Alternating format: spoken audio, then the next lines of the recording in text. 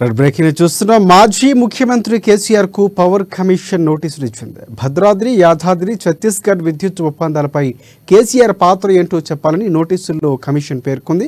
అయితే ఎన్నికల దృష్ట్యా జూలై 30 వరకు సమయం కావాలని కేసీఆర్ కమిషన్ కోరారు.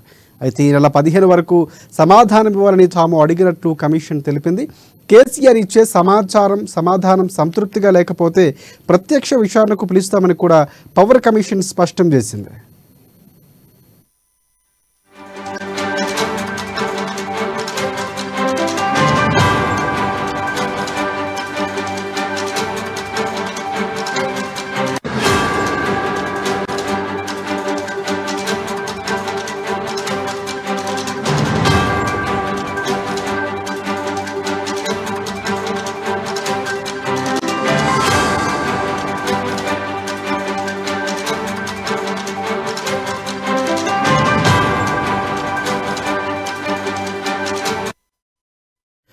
బ్రేకింగ్ చూస్తున్న మాజీ ముఖ్యమంత్రి కేసీఆర్ కు పవర్ కమిషన్ నోటీసులు ఇచ్చింది. భద్రాద్రి, యాదాద్రి, ఛత్తీస్గఢ్ విద్యుత్ ఒప్పందాలపై కేసీఆర్ పాత్ర ఏంటో చెప్పాలని నోటీసులో కమిషన్ పేర్కొంది. అయితే ఎన్నికల దృష్ట్యా జూలై 30 వరకు సమయం కావాలని కేసీఆర్ కమిషన్ కోరారు. అయితే ఈ నెల 15 వరకు సమాధానం ఇవ్వాలని తాము అడిగినట్లు కమిషన్ తెలిపింది. కేసీఆర్ ఇచ్చే సమాధానం సంతృప్తిగా లేకపోతే ప్రత్యక్ష విచారణకు పిలుస్తామని కూడా పవర్ కమిషన్ స్పష్టం చేసింది. ఈ అంశానికి సంబంధించి పూర్తి అప్డేట్స్ అందించేందుకు మా ప్రతినిధి రాంబాబు మనకి లైవ్లో సిద్ధంగా ఉన్నారు. రాంబాబు, చెప్పండి. రాజశేఖర్ గత బీఆర్ఎస్ సర్కారు హయాంలో జరిగినటువంటి విద్యుత్ ఒప్పందాలపైన, ఇటు విద్యుత్ ఒప్పందాలు జరిగినటువంటి అవినీతి ఆరోపణలపైన విచారణ కమిటీని రాష్ట్ర ప్రభుత్వం కొత్తగా వచ్చినటువంటి కాంగ్రెస్ పార్టీ ప్రభుత్వం అయితే విచారణ కమిటీని జస్టిస్ ఎల్ నరసింహారెడ్డి నేతృత్వంలో విచారణ కమిటీని వేయడం జరిగింది. ఈ యొక్క విచారణ కమిటీ కూడా మొత్తం యొక్క విద్యుత్ కొనుగోళ్లలో జరిగినటువంటి అవకతవకలపైన 25 మందిని ఇటు విచారణకు అయితే పిలవడం జరిగింది. ఇప్పటికే నిన్న 4 కూడా విచారణకు హాజరు కావడం జరిగింది. ఈరోజు కూడా ఇటు ఐఏఎస్ ఆనాటి అరవింద్ కుమార్, అదేవిధంగా జోషి ఇద్దరు కూడా ఇటు ముఖ్య కార్యదర్శులుగా ఉంటే వాళ్ళు కూడా ఈరోజు అయితే ఇటు వీడియో కాన్ఫరెన్స్ ద్వారా ఈ యొక్క విచారణకు అయితే హాజరు కావడం జరిగింది. నిన్న గతంలో సీఎండీగా ఉన్నటువంటి విద్యుత్ సంస్థల జెన్కో, ట్రాన్స్కో విద్యుత్ సంస్థల సీఎండీగా ఉన్నటువంటి ప్రభాకర్ రావు, సురేష్ చంద్ర వీళ్ళు కూడా నిన్న హాజరు కావడం జరిగింది. ఈ హాజరైనటువంటి నేపథ్యంలో అనేక ప్రశ్నలు కూడా ఇటు జస్టిస్ ఎల్ నరసింహారెడ్డి కమిషన్ అయితే వాళ్ళకు సంధించడం జరిగింది. ఇటు గత ప్రభుత్వంలో ఎలాంటి టెండర్లు లేకుండా, ఎలాంటి బిడ్ దాఖలు చేయకుండా, ఏ విధంగా టెండర్లు పిలవకుండా బిడ్ దాఖలు చేయకుండా ఏ విధంగా బిహెచ్ఈఎల్కు దీనికి సంబంధించినటువంటి కట్టబెట్టారని చెప్పేసి, అదేవిధంగా ఒప్పందాలకు సంబంధించినటువంటి ఈ యొక్క విద్యుత్ కొనుగోలు ఒప్పందానికి సంబంధించినటువంటి అంశంలో ఇటు ఛత్తీస్గఢ్ నుండి పవర్ ఏ విధంగా తీసుకున్నారని చెప్పి కొనుగోలు చేశారని దానిపైన కూడా ప్రశ్నించినటువంటి పరిస్థితి. దీనిపైన అప్పటి ప్రభుత్వమే సూచనల మేరకు, సలహాల మేరకు, వాళ్ళ ఒప్పందం మేరకు మేము ఇక ఒప్పందం చేసుకున్నామని చెప్పేసి, విద్యుత్ కొనుగోలు ఒప్పందంలో భాగంగా అంతర్రాష్ట్రీయ విద్యుత్ కావాలంటే ఒప్పందం చేసుకోవాలని చెప్పి అప్పుడు ఛత్తీస్గఢ్ విద్యుత్ ఒప్పందానికి ఇటు ప్రభుత్వం తీసుకున్నటువంటి నిర్ణయం మేరకే ముందుకు సాగామని కూడా చెప్తా ఉన్నారు. భద్రాద్రి పవర్ ప్లాంట్ కానీ, యాదాద్రి పవర్ ప్లాంట్కి సంబంధించినటువంటి అంశంలో కూడా ప్రభుత్వం నిర్ణయం మేరకే ముందుకెళ్ళమని కూడా అధికారులు చెప్పినటువంటి పరిస్థితి. కానీ భారీ స్థాయిలో అవినీతి ఆరోపణలు రావడంతో ముఖ్యమంత్రి అంటే ప్రమాణ స్వీకారం చేసినటువంటి మొదటి రోజే దీనిపైన న్యాయ విచారణ చేపిస్తామని చెప్పి చెప్పడం జరిగింది. 85,000 కోట్ల మేరకు కూడా దీంట్లో అప్పులు ఉన్నాయని చెప్పి, అవకతవకలు జరిగాయని చెప్పి దీనిపైన విచారణ కమిటీ వేస్తామని చెప్పేసి నరసింహారెడ్డి నేతృత్వంలో విచారణ కమిటీ కూడా వేసినటువంటి పరిస్థితి ఉన్నది. ముఖ్యమంత్రి రేవంత్ రెడ్డి దీనిపైన అసెంబ్లీలో కూడా ఒక శ్వేతపత్రాన్ని కూడా విడుదల చేసినటువంటి పరిస్థితి ఉంది.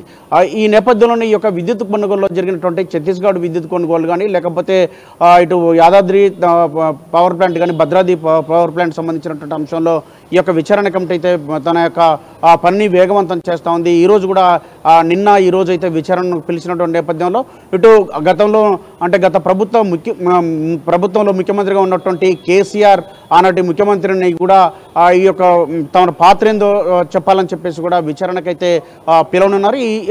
ఈ నెల 15 లోపు ఈ విచారణకు హాజరు కావాలని చెప్పి అంటే నోటీసులు ఇవ్వడం జరిగింది. ఈ నోటీసులకు సమాధానం ఈ యొక్క నెల 15 వరకు సమాధానం చెప్పాలని చెప్పి కోరడం జరిగింది. దీంతో జూలై 30 వరకు నాకు ఎన్నికలు గతంలో మొన్నటిదాకా ఎన్నికలు ఉన్నాయి, ఇప్పుడు కూడా వివిధ పనులు ఉన్నాయి కాబట్టి జూలై 30 వరకు సమయం కావాలని చెప్పేసి ఆనాటి ముఖ్యమంత్రి ప్రస్తుత బీఆర్ఎస్ నేత కేసీఆర్ కోరినటువంటి పరిస్థితి. కానీ జూలై 30 వరకు అంటే కాదని చెప్పేసి ఈ నెల 15 వరకే వివరణ ఇవ్వాలని చెప్పేసి కోరినట్టు తెలుస్తూ ఉంది. ఒకవేళ 15 లోపు తాను నోటీసులకు సమాధానం చెప్పకపోతే ప్రత్యక్ష విచారణ కూడా పిలుస్తామని చెప్పి నరసింహారెడ్డి కమిషన్ అయితే చెప్తా ఉంది. మొత్తానికైతే ఈ యొక్క విద్యుత్ కొనుగోలు ఒప్పందం రాష్ట్రంలో ప్రకంపనలు సృష్టించింది.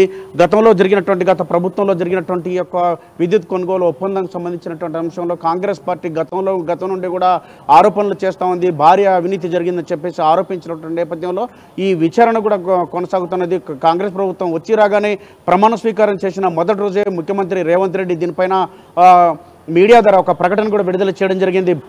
భారీ అవినీతి జరిగిందని చెప్పేసి ఈ అవినీతిని వెలికి తీస్తామని చెప్పేసి అందులో ఎవరైనా పాత్రధారులు సూత్రధారులు ఎవరున్నా కానీ దీన్ని ఖచ్చితంగా ఈ చర్యలు తీసుకుంటామని చెప్పేసి విచారణ జరుగుతుందని చెప్పేసి దానికి ఈ యొక్క ప్రభుత్వం విచారణకు ఎవరైనా సరే రావాల్సిందని చెప్పేసి వాళ్ళపైన కఠిన చర్యలు ఉంటాయని కూడా చెప్పినటువంటి నేపథ్యంలో ఈ యొక్క విచారణ కూడా జరుగుతోంది.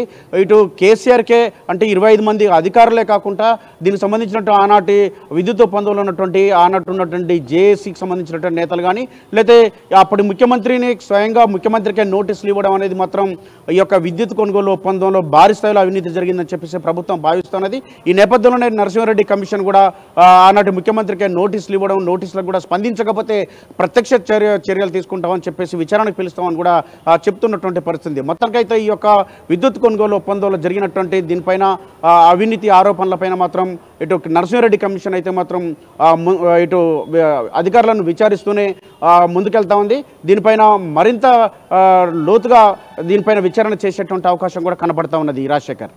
ఎస్ రాంబాబు, అంటే విద్యుత్ శాఖకు సంబంధించి అధికారులు ఎవరైతే ఉన్నారు 25 మందితో పాటు అప్పటి విద్యుత్ శాఖ మంత్రిగా ఉన్నటువంటి నేతకు కూడా ఏమైనా పిలుపు వచ్చే అవకాశం లేకపోతే ఆయనకు కూడా నోటీస్ ఇచ్చి విచారించే అవకాశం కనిపిస్తుంది. అంటే ప్రధానంగా అంటే మాజీ ముఖ్యమంత్రిగా ఉన్నటువంటి అప్పటి ముఖ్యమంత్రిగా ఉన్న కేసీఆర్నే ఎందుకు పిలుస్తారు? అంటే అప్పుడే విద్యుత్ శాఖ మంత్రిని ఏమైనా పిలిచే అవకాశాలు ఏమైనా కనిపిస్తున్నాయి? దీనికి సంబంధించి ఏమైనా బీఆర్ఎస్ పార్టీకి సంబంధించి కానీ లేకపోతే కేసీఆర్ నుంచి కానీ సమాధానం ఏమైనా వచ్చినటువంటి పరిస్థితి కనిపిస్తుందా?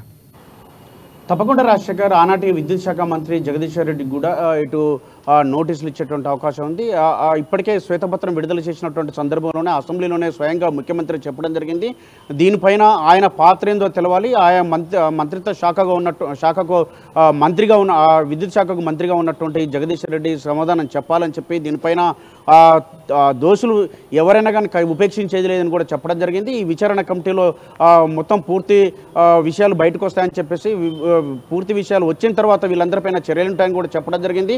జగదీశ్వర్ రెడ్డి అయినా లేకపోతే ఆనాటి ముఖ్యమంత్రి కేసీఆర్ అయినా ఎవరైనా కానీ చర్యలు తప్పవని కూడా ముఖ్యమంత్రి సభావేదికగా చెప్పినటువంటి పరిస్థితి ఉన్నది. కాబట్టి ఈ యొక్క శ్వేతపత్రం విడుదల చేసినటువంటి సందర్భంలో డిప్యూటీ సీఎం ఈ యొక్క శ్వేతపత్రాన్ని విడుదల చేసినప్పుడు కూడా దీనికి స్పష్టం చేయడం జరిగింది.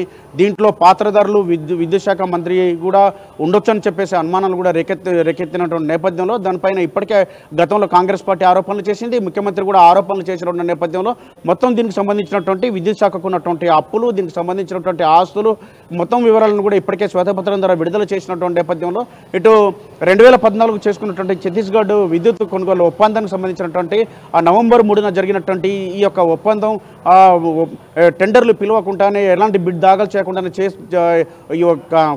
బిహెచ్ఎల్కు దీనికి అప్పగించడానికి కేంద్ర ప్రభుత్వ సంస్థ అయినా కానీ దానికి అప్పగించినటువంటి పరిస్థితిని నేపథ్యాన్ని కూడా అధ్యయనం చేస్తూ ఉన్నారు. దీనిపైన అనేక అనుమానాలు రేకెత్తున్న నేపథ్యంలో వీటిపైన పూర్తిస్థాయిగా విచారణ అయితే చేస్తూ ఉన్నారు. దీనిపైన ఇటు ఆనాటి ముఖ్యమంత్రి కానీ ఆనాటి మంత్రి కానీ ఎవరున్నా కానీ ఆ చర్యలు తప్పవని చెప్పేసి ప్రభుత్వం చెప్తా ఉన్నది. Rajasekhar. Right. Thank you for updates Rambabu.